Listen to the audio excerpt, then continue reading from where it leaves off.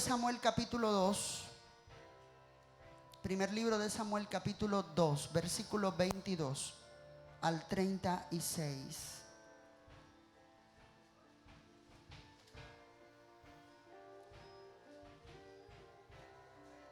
¿Cuántos son bendecidos? Dice, versículo 22, dice: pero Elí era muy viejo y oía de todo lo que sus hijos hacían con todo Israel, y cómo dormían con las mujeres. Mira, cómo dormían con las mujeres que velaban a la puerta del tabernáculo de reunión. Dormían, se acostaban, para que usted pueda entender. Y les dijo: ¿por qué hacéis cosas semejantes? ¿Por qué yo oigo de todo este pueblo vuestros malos procederes? No, hijos míos, porque no es buena fama la que yo oigo, pues hacéis pecar al pueblo de Jehová. Si pecare el hombre contra el hombre, los jueces le juzgarán, mas si alguno pecare contra Jehová, ¿quién rogará por él? Aleluya. Pero ellos no oyeron la voz de su padre, porque Jehová había resuelto hacerlos morir. Y el joven Samuel, aleluya, ¿la tiene allí? Y el joven Samuel iba creciendo y era acepto delante de Dios y delante de los hombres. Y vino un varón de Dios a Elí y le dijo: así ha dicho Jehová, no me manifesté yo claramente a la casa de tu padre cuando estaban en Egipto en casa de Faraón. Y yo le escogí por mi sacerdote entre todas las tribus de Israel, para que ofreciese sobre mi altar y quemase incienso y llevase efod delante de mí. Y di a la casa de tu padre todas las ofrendas de los hijos de Israel. ¿Por qué habéis hollado mis sacrificios y mis ofrendas que yo mandé ofrecer en el tabernáculo? Y has honrado a tus hijos. Mira eso, diga conmigo: has honrado a tus hijos más que a mí. ¿Qué pasó? Yo nada más escucho los de aquí adelante, es que porque los tengo cerca. Has honrado a tus hijos más que a mí, engordándoos de lo principal de todas las ofrendas de mi pueblo Israel. Por tanto, Jehová, el Dios de Israel, dice: yo había dicho que tu casa y la casa de tu padre andarían delante de mí perpetuamente. Mas ahora ha dicho Jehová, sonido y alabanza, nunca yo tal haga, porque yo honraré a los que me honran, aleluya, y los que me desprecian serán tenidos en poco. He aquí, vienen días en que cortaré tu brazo y el brazo de la casa de tu padre, de modo que no haya anciano en tu casa. Verás tu casa humillada, mientras Dios colma de bienes a Israel, y en ningún tiempo habrá anciano en tu casa. El varón de los tuyos que yo no corte de mi altar será para consumir tus ojos y llenar tu alma de dolor, y todos los nacidos de tu casa morirán en la edad viril. Y te será por señal esto, que acontecerá a tus dos hijos, Ofni y Finnes, ambos morirán en un día. Y yo me suscitaré un sacerdote fiel que haga conforme a mi corazón y a mi alma, y yo le edificaré casa firme, y andará delante de mí ungido todos los días, aleluya. Y el que hubiere quedado en tu casa vendrá a postrarse delante de él por una moneda de plata y un bocado de pan, diciéndole: te ruego que me agregues algunos de los ministerios para que pueda comer un bocado de pan. Aleluya. ¿Alguien puede alabar la gloria del Señor en esta mañana?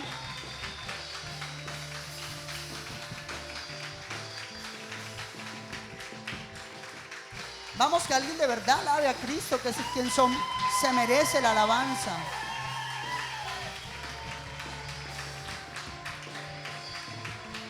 Aleluya. El Señor levantó un sacerdocio y un tabernáculo. Yo creo que ya la palabra hoy es bastante bonita y quiero que la escuchen.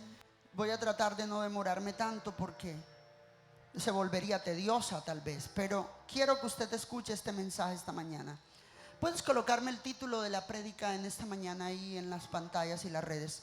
¿Cómo dice? Aleluya. ¿Alguien puede alabar al Señor? Sacerdocio en riesgo. Dele fuerte el aplauso a Él. Pero alábelo con ganas. Allá atrás hay un poco que están, pareciera que estuvieran en otro lado, no aquí.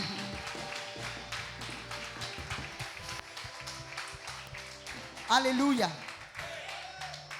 El Señor levantó un tabernáculo, y lo voy a tratar de decir lo más cantado posible. El Señor levantó un tabernáculo en el desierto cuando saca a Israel de Egipto. Necesito que preste atención, porque si no, no me va a entender. El Señor levantó un tabernáculo en el desierto y un sacerdocio, un linaje sacerdotal, después de que Israel sale de Egipto, guiado por la mano de Dios a través de Moisés. Alabanzas ya un poquito. Y resulta que constituye a la tribu de Leví. Leví era uno de los hijos de Jacob, y el Señor decretó que todos los descendientes de Leví serían sacerdotes. Y de entre los hijos de Leví, nació Moisés. Moisés era descendiente de la tribu de Leví, y Aarón su hermano también. Luego estaban dentro de la tribu de la familia sacerdotal.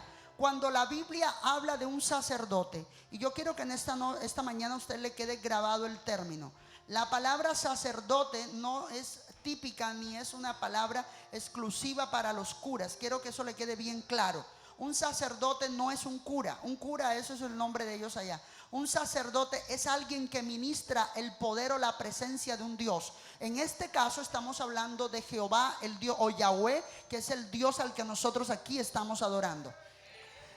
Y la Biblia dice de que el Señor levantó a toda la familia de Leví como si fueran los sacerdotes, pero de los nacidos de Aarón, que también venía de esa familia, solamente de los hijos de Aarón, exclusivamente de ellos se levantaría el sumo sacerdote o el ministro principal, lo que usted acá conoce como el pastor principal. Y todos venían de no se podía colocar como sumo ministro, sumo sacerdote otro. Solamente se tenía que colocar a los nacidos de la familia de Aarón, que venía de la familia de Leví, hijo de Jacob. Escúcheme esto. Y el Señor levanta un sacerdocio. El Señor levantó un tabernáculo. En aquel entonces se llamaba tabernáculo. ¿Por qué se llamaba tabernáculo? Para nosotros en este tiempo, ¿cómo se llama? Templo. ¿Cierto que sí? ¿Cómo le llamamos nosotros? Templo. El lugar este que usted ve aquí le llamamos templo. Pero en el Antiguo Testamento se llamaba tabernáculo. ¿Por qué se llamaba tabernáculo? Porque no estaba construido por piedra, ni por cemento, ni por asfalto, ni por nada de eso, sino que estaba hecho de pura lona. Eran solamente tela. Era de tela, arropamiento en tela. De hecho el lugar santísimo era todo un manto gigante que estaba levantado como lo que uno conoce acá como una carpa. Aleluya. Así era el templo, y se llamaba tabernáculo. Y todos los descendientes de Leví eran los sacerdotes. Ahora el Señor hizo un pacto con ellos allí en el desierto. Les dijo: todos mis ministros vienen de ustedes. Eso es lo que la Biblia le llama el famoso tabernáculo de Moisés.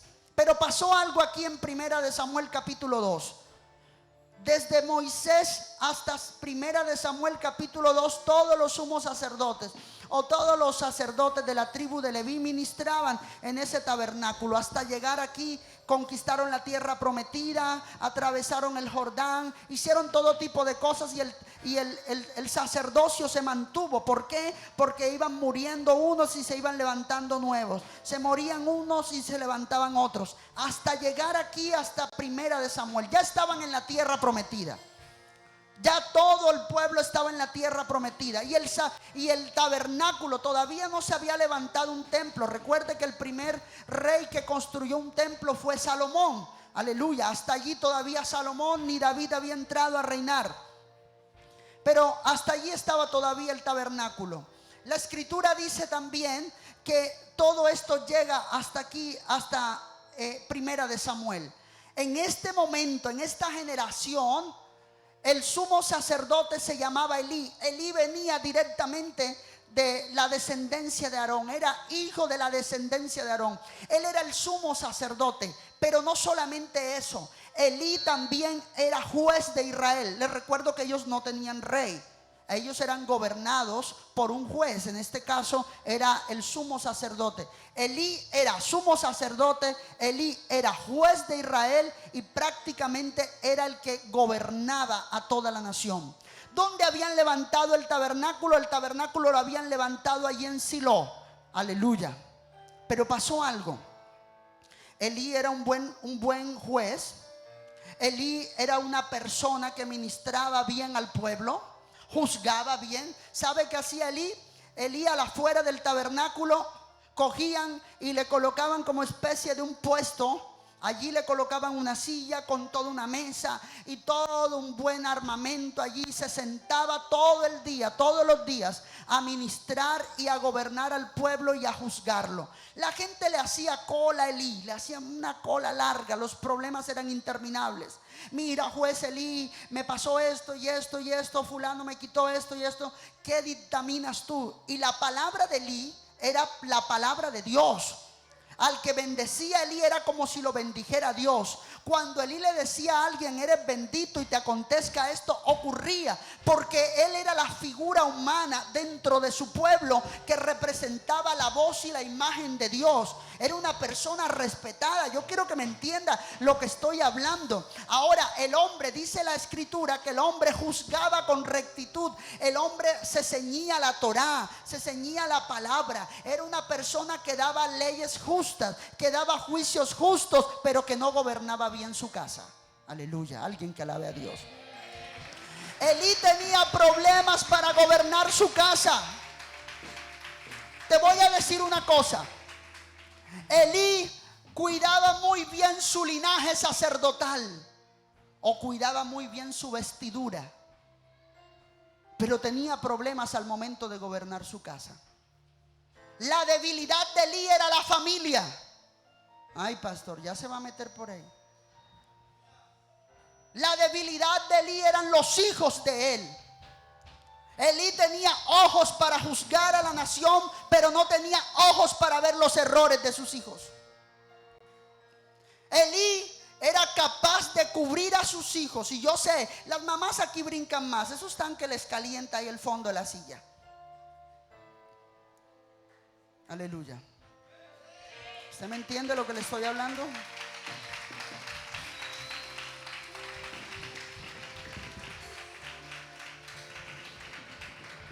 Elí era un hombre firme gobernando el pueblo de Dios, pero tenía problemas con la familia. Y cuando hablo de problemas me estoy refiriendo a que el hombre no tenía el carácter para enfrentar a sus hijos y para disciplinarlos. ¿Sabe qué hacían estos dos hombres? Que dicho de otra manera, entre ellos dos, entre Ofni y Finnes, entre ellos dos estaba el próximo sumo sacerdote, porque ellos venían de la descendencia de Elí, que venía directamente de la descendencia de Aarón allá en el desierto. Estamos hablando claro, ¿verdad? Ellos dos era cualquiera, creo que el mayor de los hijos de Elí, que en este caso era Ofni. Él era el que iba a ser el próximo sumo sacerdote. Él era el que iba a gobernar toda la nación próximamente, el que iba a tener el control, el que iba a tener el mando, pero sobre todo el que iba a poseer la bendición de Dios. Pero resulta y acontece que fue mal educado por su padre. Elí no le quedó grande tal vez educar a sus hijos. ¿Sabe qué hacían sus hijos? Afuera en el tabernáculo se reunían algunas mujeres, señoritas, las jóvenes, y iban porque la gente no podía entrar adentro del templo como usted lo está haciendo en esta mañana. ¿Sabe qué hacía la gente cuando quería orar? Se iban afuera en el templo. Eso fue lo que hizo Ana, la mamá de Samuel. Uno lee allí el texto y Ana se presentó delante de Jehová, pero nadie sabe de qué manera. ¿Sabe cómo se presentó Ana? Porque no podían entrar al templo, las mujeres no podían hacerlo. ¿Sabe qué hacían ellas? Se iban afuera de lo que para nosotros acá serían las paredes, ¿cierto? Desde afuera. Pero ellas se pegaban desde afuera en la lona, en lo que cubría el tabernáculo, y ponían las manos, y desde ahí ellas oraban con las manos puestas en la parte de afuera del tabernáculo. Así era que oraban las mujeres. Aleluya. Algo similar como lo que hacen los judíos en el muro de los lamentos. Ellos no pueden entrar dentro, pero ellos ponen las manos sobre el muro de los lamentos, porque sienten que al estar tocando sus muros están tocando tierra o lugar sagrado. Luego Dios puede oírlos, según ellos, claro. Y las mujeres iban a orar al templo. No era que se metían adentro. Lo que pasa es que usted no lee bien el texto ni lo investiga. Ellas oraban desde afuera. Ofni Fine les ponían los ojos. Las enamoraban. Se acostaban con algunas de ellas. Las violaban. Los hijos del sacerdote. Y iban donde Elí a decirle: Elí, tus hijos hicieron esto. ¿Sabe qué hacía Elí? Elí callaba. Elí no tenía pantalones para siquiera enfrentar a sus hijos. No era capaz de decirle o disciplinarlos. Incluso hasta podía desterrarlos. No lo hizo. Porque cuando tú conoces el pecado de alguien, y cuando digo lo callas, aquí viene la parte más importante, porque alguno puede malentenderme. Pastor, como yo me enteré del pecado de fulano, por eso es que lo estoy divulgando, porque usted dice que el que lo calla, lo encubre. Elí no dictaminaba juicio sobre los hijos. Elí se quedaba callado. Aquí hay un poco de padres y madres así, sus hijos en pecado. Ellos están aquí sirviendo a Dios, pero sus hijos perdiéndose. Claro, usted lo dice porque no tiene hijos. Puede ser, pero indistintamente la Biblia dice que este hombre puso en riesgo su investidura. Perdió el llamado. Escúchame lo que te voy a decir. No tenía carácter para confrontar la maldad de su casa. Le daba miedo. Yo me atrevo a decir que Elí le tenía miedo a los hijos. No se atrevía a decirle lo malo que hacían, lo malo que les quedaban muchas cosas. No se atrevía. Tenía temor de enfrentarlos. Tenía temor de confrontarlos. Pero lo más tremendo era que él se estaba llevando por delante la investidura que tenía. Y eso es lo más peligroso. Personas que pierden el llamado, pierden lo que Dios le ha dado por estar tapándole el pecado a la familia, porque me corre por las venas. Yo sé que la sangre es más espesa que el agua, pero el llamado es más fuerte que la sangre. La sangre de Cristo es más fuerte que la sangre de tu casa.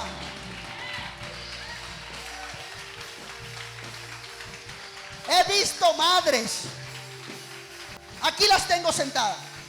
Ay, ya va a empezar con nosotros. Madres y padres taparle el pecado a sus hijos, complacérselos. A mí nunca me complacieron nada. A mí nunca me acolitaron nada. Y soy hijo único. Es verdad. Elí estaba poniendo en riesgo, y lo puso. Estaba poniendo en riesgo su vestidura, porque no se atrevía a enfrentar a sus hijos. No era capaz de disciplinarlos. Aleluya. No era capaz ni siquiera, creo que una sola vez le dijo: mire, por ahí escucho algo de ustedes que están hablando. ¿Qué cosas son esas? ¿Son verdad? Yo me imagino que eso es mentira. Ah, bueno, yo pensaba que era verdad. Se encegueció con la familia. Y estaba perdiendo el manto sacerdotal. Estaba perdiendo el llamado sacerdotal. Sí, yo sé que las mamás son les duele porque los tuvieron 9 meses. Uno los tiene más, en otro tamaño, claro.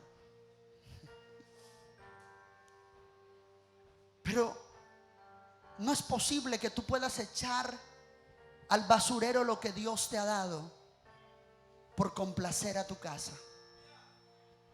No es correcto que tú puedas echar al basurero lo que Dios te ha dado simplemente por quedar bien con los hombres.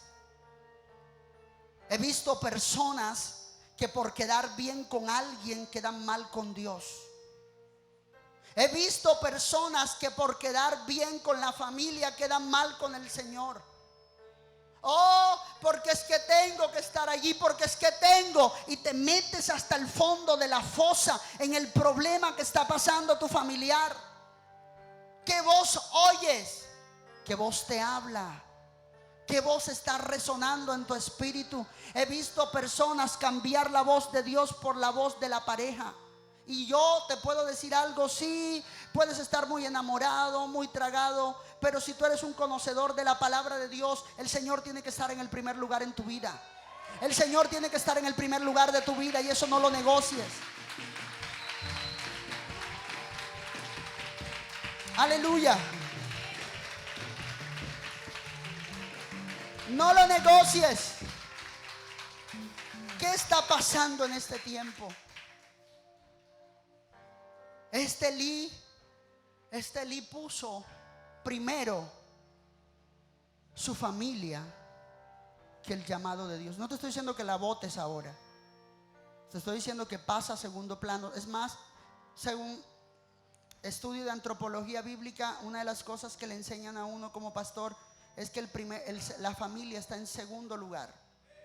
¿Usted sabía eso? ¿Cuál es el orden? Yo no sé si ustedes se acuerdan que hace muchos años atrás, una de las palabras proféticas que el Señor nos dio, un año fue el año del orden de Dios. ¿Quién se acuerda de eso? Aquí los más viejitos tienen que acordarse.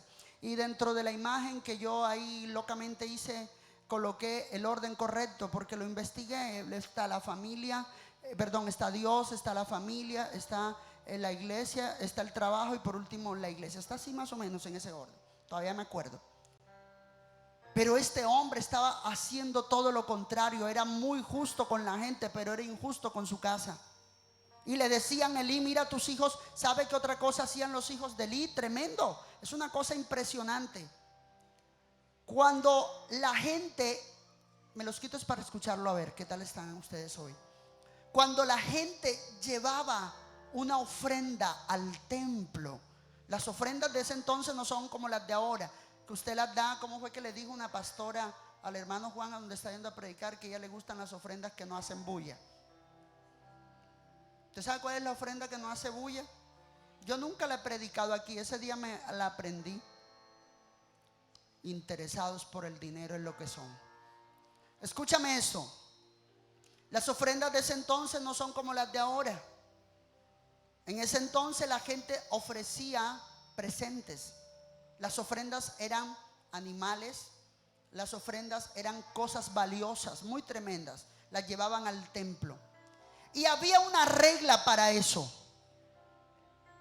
Cuando se llevaba un animal, un cordero, no sé, un becerro, lo que sea que llevaban al templo como ofrenda, la Biblia en el libro de Números establece cómo tenía que ser tratada la ofrenda. ¿Sabes qué dice el libro de Números? Una parte de la ofrenda era para ser colocada en el altar del holocausto. No sé, la Biblia no recuerdo bien, pero sí sé que la parte más gorda del animal, la más bonita, la colocaban en el altar. Allí le prendían fuego a la ofrenda y la ofrenda subía, ese humo subía. ¿Sabes qué dice la Biblia? Que subía como olor fragante. Y la otra parte de la comida del animal era para el sacerdote. No uno, claro. Les recuerdo que eran muchos sacerdotes. ¿De qué vivían ellos? De la parte de las ofrendas que no era para ser puesta en el altar, era para el sacerdote. ¿Sabe qué hacía? Ofni fines. La parte de la ofrenda que era para Jehová se la cogían para ellos y en el altar colocaban del animal que traían en ofrenda, lo más maluco lo colocaban allí. Y Elí no era capaz de verlo. El pueblo estaba cayendo en maldición. El pueblo estaba cayendo en maldición porque estos le estaban robando al pueblo la oportunidad de que Dios los bendijera. La gente le iba mal y la murmuración era tremenda por todas partes. La gente hablaba del pecado de Ofni y Fines, los hijos del sacerdote y del juez de Israel. Y él lo escuchaba y no lo creía. ¿Usted por qué sabe eso, pastor? Porque tuve la oportunidad de leerme la exégesis. No lo creía. Es más, ¿sabes qué pasó en una ocasión? Le fueron a decir: Elí, tus hijos hicieron esto y esto. Se enojó contra la persona. Tipo Uribe. ¿Sí lo ha visto? ¿Quién ha visto los videos? Creo que una vez le hablaron mal de sus hijos y casi le pega al otro. ¿Entiende?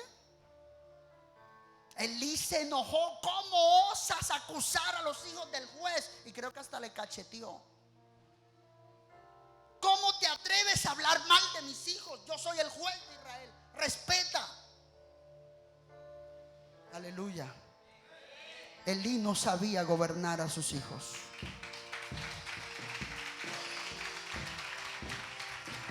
Ahora, la Biblia dice que Dios envía un varón. Ahí, eso fue lo que acabamos de leer. El Señor le envía un varón. Versículo 27. Y vino un varón de Dios a Elí y le dijo: así te ha dicho Jehová. No se dice, no se sabe quién era. No se sabe si era profeta, no se sabe, pero quien fue le advirtió. Le dijo: Elí, vengo de parte de Dios a decirte esto. El Señor está cansado de que tú no escuches el pecado y la maldad de tu familia. Y la Biblia dice que el Señor declaró un juicio sobre Elí, sobre sus hijos. Le digo: tus hijos morirán en un solo día. En un solo día los dos serán cortados y tú también morirás con ellos. Escúchame lo que te voy a decir en esta mañana. Cuando tú sabes que alguien está en pecado y lo tapas, tú lo cometiste también con la persona. Tú eres de los que permites que tus hijos en tu casa hagan y deshagan cuando tú eres quien tienes el mando sobre tu casa. Ay, no, es que esa es la fiesta de... Tú estás tomando también con ellos. Porque tu deber es disciplinarles. Aleluya. O por lo menos si están bajo tu techo. Eso no lo hacía el sacerdote. No lo hacía. Y más cuando sus hijos iban a ser los próximos herederos del llamado que tenía su padre. ¿Sabes qué hizo el Señor? El Señor rompió su alianza. Escúchame lo que viene ahora. En un día, allí lo dice, capítulo 4, mire lo que dice capítulo 4, versículo 12 del mismo Primera de Samuel. Dice la palabra: y corriendo de la batalla un hombre. Dice la Biblia que Israel entró en guerra con los filisteos. Y cuando entra en guerra con los filisteos, la escritura dice que perdieron la primera batalla. Entonces ellos dijeron: vamos a llevar el arca de Jehová. Porque cuando el arca de Jehová hacía presencia en el lugar donde estaba la batalla contra el pueblo de Dios, Dios defendía a su pueblo. ¿Sabes qué dice la Biblia? Ofni y Fines cogieron el arca y la llevaron al campamento. Ellos, los que tenían las manos sucias, tomaron el arca sagrada, la llevaron al campamento y con todo y eso perdieron la guerra. Allí fue cuando la Biblia dice de que el arca fue secuestrada por los filisteos y se la llevaron a su tierra. Y dice la palabra de Dios que en esa guerra Dios permitió que Ofni y Fines fuesen matados. Dice versículo 12: y corriendo de la batalla, un hombre de Benjamín llegó el mismo día a Silo, donde estaba el tabernáculo, rotos sus vestidos y tierra sobre su cabeza. Y cuando llegó, he aquí que Elí estaba sentado en la silla donde él vigilaba junto al camino, donde él estaba gobernando, dice la palabra, porque su corazón estaba temblando, porque él no quería que al arca le pasara nada. Llegado pues aquel hombre a la ciudad, dice la palabra de Dios, llegado aquel hombre a la ciudad y dadas las nuevas toda la ciudad. Mira eso. Y cuando llegó, he aquí que Elí estaba sentado en una silla vigilando junto al camino, porque su corazón estaba temblando por causa del arca de Dios. Llegado pues aquel hombre a la ciudad y dadas las nuevas a toda la ciudad, gritó. Cuando Elí oyó el estruendo de la gritería, dijo: ¿qué estruendo de alboroto es este? Y aquel hombre vino a prisa y dio las nuevas a Elí. Era ya Elí de edad de 98 años y sus ojos se habían oscurecido, tenía catarata, de modo que no podía ver. Dijo pues aquel hombre: Elí, yo vengo de la batalla, he escapado hoy del combate. Y Elí dijo: ¿qué ha acontecido, hijo mío? Y el mensajero respondió diciendo: Israel huyó delante de los filisteos, y también fue hecha gran mortandad en el pueblo, y también tus dos hijos Ofni y Fines fueron muertos, y el arca de Dios ha sido tomada. Y aconteció que cuando él hizo mención del arca de Dios, Elí cayó hacia atrás de la silla, al lado de la puerta, y se desnucó y murió porque era pesado y viejo. Él cae desmayado, la silla se le voltea y lo espera y se desnuca. ¿Sabes qué pasó ese día? Aquí viene la palabra. Se quedó el pueblo de Dios sin sumo sacerdote. Y si no hay sumo sacerdote, no hay más tabernáculo, sonido. Si no hay sumo sacerdote, no hay más templo, no hay más ministerio. Se acabó. ¿Quién podrá ministrar? Obviamente el Señor levantó a Samuel como profeta, como juez y como sacerdote. Pero te recuerdo algo: Samuel no era de la descendencia de Leví. Samuel fue un injerto que Dios hizo temporalmente, porque sabía que él iba a romper, Dios iba a romper su alianza con sus ministros, y levantó a Samuel. Samuel hacía sacrificios como sacerdote, pero jamás levantó nuevamente un tabernáculo como lo tenía Elí. Samuel, la gente llevaba las ofrendas a Samuel, le decía: profeta de Dios, aquí vengo a traer una ofrenda a Jehová. Pero Samuel no era de la descendencia de Leví. El Señor había decretado que solamente de la descendencia de Leví se levantarían los sacerdotes. Samuel no era eso. Samuel fue un sacerdote ungido, provisionalmente hablando, que Dios levantó entre tanto que su alianza fue rota con sus ministros, o sea, la familia de Leví. ¿Sabe qué pasó ese día? Se acabó el tabernáculo. Se acabó el sacerdocio. Primero porque no había sumo sacerdote. Elí, que era el que quedaba, se había muerto desnucado por una mala noticia. Le dio un infarto, dicen también. Y los dos descendientes que tenía para que ocuparan ese cargo los habían matado porque eran hombres pecadores. Sumado a eso, el arca de la alianza, que era la joya de la corona, lo más importante que ellos tenían, que representaba la presencia de Dios, estaba en tierra de los filisteos. Allí fue cuando el arca de Jehová fue llevada a la tierra de los filisteos. Y dice la palabra que los filisteos metieron el arca en el templo de Dagón. ¿Se acuerdan? No sé si alguien sabe de lo que estoy hablando. Cuando meten el arca de Jehová también allí en el templo donde los filisteos tenían todos sus dioses, dice la Biblia que al día siguiente, al primer día, la primera noche, al día siguiente, las estatuas de los dioses todas estaban inclinadas delante del arca de Jehová, porque Él es Rey de reyes y Señor de señores en la tierra del enemigo también.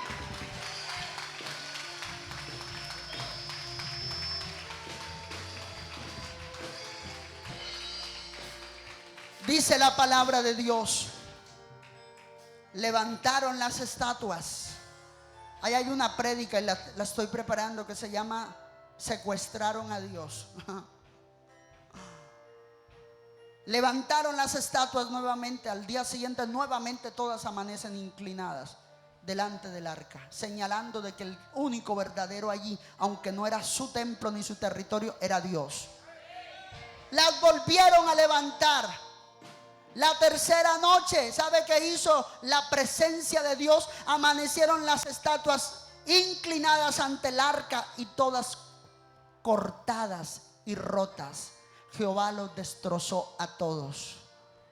La arca de Dios en la presencia de los filisteos. ¿Sabes una cosa? Dios permitió que esto pasara. Primero, para darle una lección a los filisteos. Y segunda, para darle una lección a su pueblo. ¿Sabes una cosa? ¿Sabes qué dice la historia? La historia dice que a todos los filisteos les comenzaron a salir tumores en todo el cuerpo. Les salían protuberancias en todo el cuerpo. Y había una plaga infestada de ratones por todas partes. Habían ratones por todas partes. Alguien vino y le dijo al rey de los filisteos: estas plagas nos han venido porque tenemos en presencia de nosotros el arca de Jehová. Vamos a devolverle el arca de Jehová a los israelitas nuevamente. El rey de los filisteos no lo quiso hacer, y más se agravaba la mano de Dios sobre ellos. Escúchame lo que te estoy diciendo. Cuando tú caminas en rectitud delante del Señor, Él será para ti de mucha bendición. Pero cuando tú caminas en pecado, la mano de Él se va a agravar sobre ti. Él va a hacer que venga todo tipo de plagas. Pero cuando estás bien delante de Él, Él abre las ventanas de los cielos y derrama bendición hasta que sobre y abunde.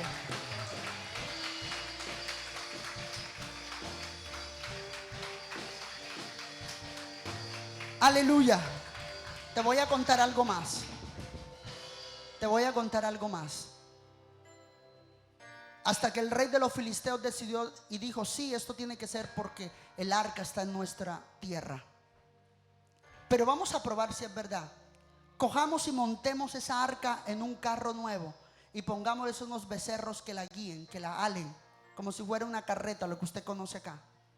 Si esos toros cogen el camino derechito, directo a Silo, entenderemos de que Dios los está guiando y que lo que nos está viniendo a nosotros es juicio de parte del Dios del Dios israelita.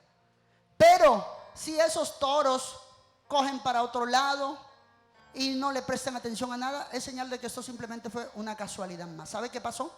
Cuando quisieron devolver el arca, la montan en el carruaje.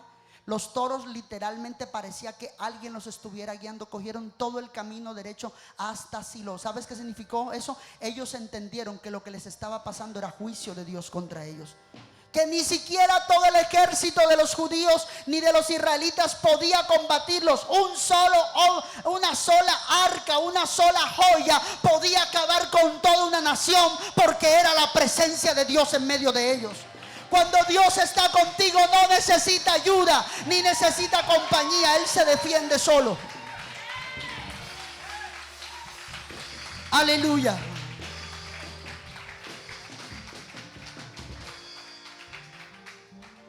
Dios no necesita ayuda. Quiero terminarte diciéndote algo. Cuando el arca vuelve a Silo, porque los toros soliticos la trajeron en el carruaje, los curiosos se les dio por destapar el arca, y todos los que destaparon el arca y miraron dentro de ella murieron. ¿Sabe qué hicieron? Mandaron esa arca para la casa de Abinadab, para que Abinadab la tuviera. Ya no había sacerdocio, ya no había templo, ya no había ministerio. Samuel era el profeta, Samuel era el juez, pero Samuel no tenía un templo donde ministraba a Dios. Aleluya. ¿Sabe qué pasó? Si usted no lo sabía, existen dos alianzas sacerdotales. Está el tabernáculo de Moisés, que lo rompió Elí. La alianza del tabernáculo de Moisés la rompió Elí allí en 1 Samuel capítulo 2 por el pecado de sus hijos. Ahora Dios levantó un nuevo tabernáculo. ¿Sabe cuándo fue restaurado el sacerdocio otra vez? Cuando David sube al trono.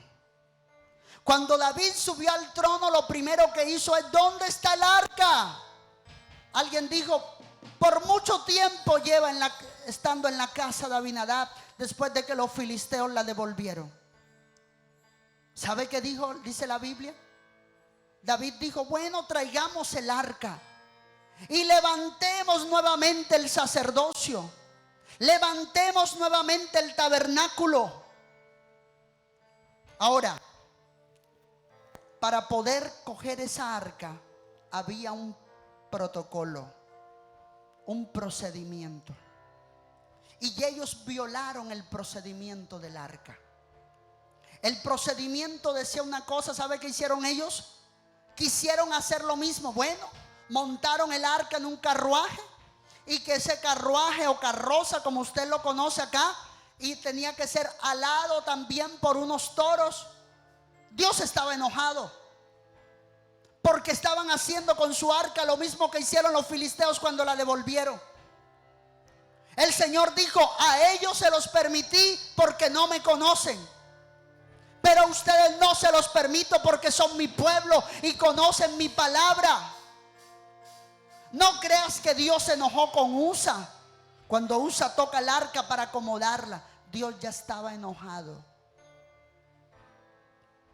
porque estaban dándole un uso inadecuado al arca, que era su presencia. Yo no sé si alguien ha visto por internet la réplica, si lo tienen allí en audiovisuales, la foto de cómo era el arca, cuál era la forma del arca. Voy a esperar que ellos la descarguen y la monten para que se las muestre, porque hay una revelación allí. La revelación dice que ese artefacto, esa arca, me avisan cuándo y la ponen apenas la tengan, móntenla. Esa arca, la forma de esa arca, que es como especie de un baúl, dice uno acá, un cofre, y que alrededor de ella hay dos querubines. Se dice, según la tradición, que la forma de esa arca es la forma del trono donde está sentado Dios. Por eso era que donde estaba el arca estaba la presencia de Dios, porque Dios quiso que se hiciera una réplica exacta del trono donde Él se sienta en el tercer cielo. Aleluya. ¿Me avisan? Están demorando, chicos. Y lo que yo quiero hablar en esta mañana para ir terminando es lo siguiente. El Señor dijo: así no tienen que cargar mi arca, mi presencia. Mi presencia tiene que ser cargada por los sacerdotes. El arca no puede ser cargada por carros ni por nada de eso, sino por los sacerdotes, por los hombres de Dios. Cuando Usa trata de acomodar el arca y Dios lo mata, David dijo: no, mejor no. ¿Dónde quedó el arca? Así. Quedó en la casa, cerquita ahí de la casa de Obed-Edom. Bueno, métanla allí. Así. Se dice que así es la réplica del trono donde está sentado Dios en el tercer cielo. Aleluya. Se dice que es así. Ahora esto. David dijo: ¿en qué nos equivocamos? Y alguien le dijo: es que el arca de Dios no tiene que ser cargada por carruaje. El arca de Dios tiene que ser cargada por los hombros de los levitas. Y esa arca tiene que ser tapada con una sábana blanca grande. Y nada más tiene que vérsele las puntas de las varas que la atraviesa, puestas sobre los hombros de los levitas. Y cada tanto que caminan tienen que hacer un sacrificio mientras el arca la van llevando. Y dice la Biblia que cuando David trajo el arca, ahora sí, de casa de Obed-Edom, a armar el templo, el nuevo tabernáculo en Jerusalén, cada vez que daban tanto de tiempo, él separaba la procesión, hacían un sacrificio delante de Dios y continuaba la llevada del arca. Luego venía otro tramo, hacían otro sacrificio y continuaban la llevada del arca. Allí fue cuando David, dice la Biblia, que se desnudó y se quitó la ropa y comenzó a danzar delante del arca, porque él decía: vuelve la presencia de Dios a su pueblo, vuelve la gloria de Dios entre nosotros.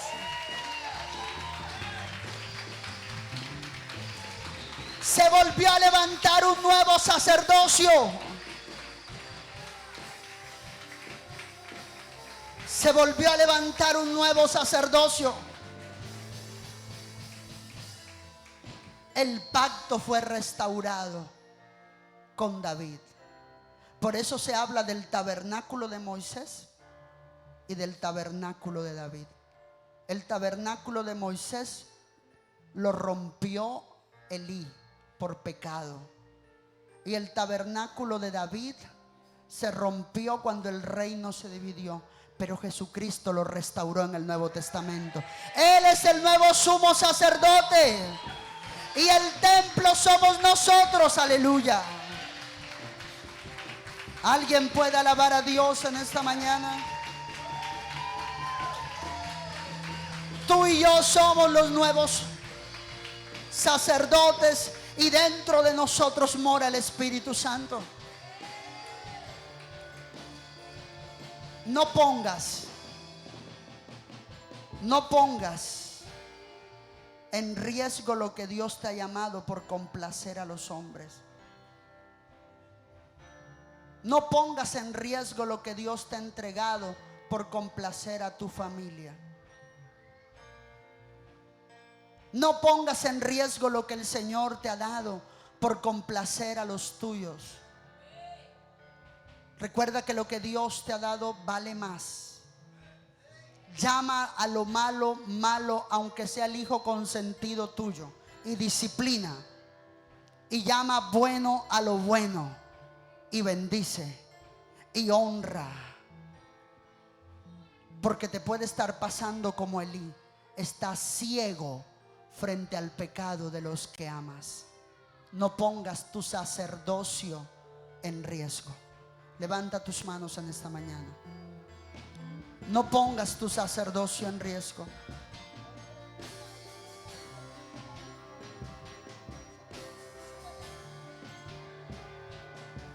No pongas tu sacerdocio en riesgo. Levanta tus manos en esta mañana.